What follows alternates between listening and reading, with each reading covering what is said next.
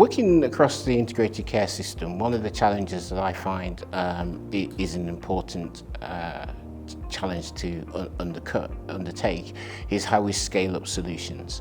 So scaling up solutions is one of our biggest challenges, particularly around virtual wards, technology that enables patients to access their own records, the NHS app.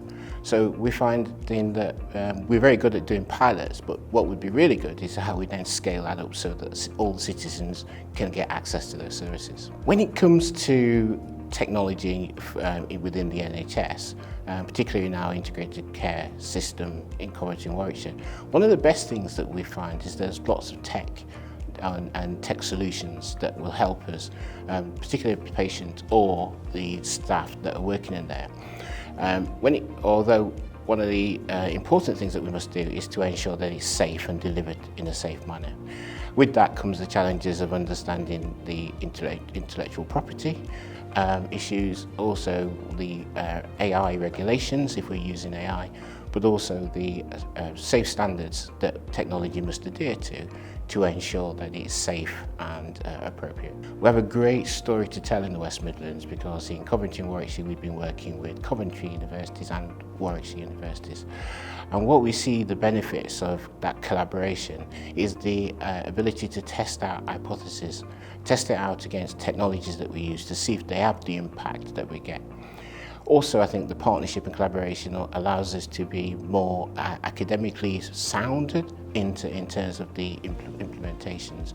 But best of all, I think our patients who are also students probably at university sometimes allow us to really understand the impact of any technology that we're delivering. The introduction of technology as it scales across the organisations within Coventry and Warwickshire, we recognise that it must be safe.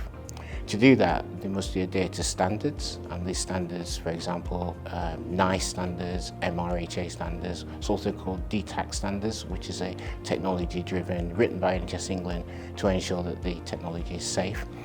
These standards will need to be undertaken by the supplier, which is an extra overhead in terms of colleagues, suppliers that are providing technology.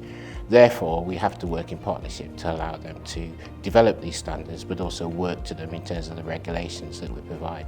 So it's an important task to be undertaken, but sometimes can be quite time-consuming for the suppliers that are working with the NHS. The West Midlands is a diverse city with lots of opportunities for medtech organisations. We've also got a mature NHS infrastructure that is willing to use technology. That combined with the partnerships that we can draw from the academic industry makes the West Midlands a very attractive place to come and do business. Not only that, I think the people are friendly and it's also a very good place to work.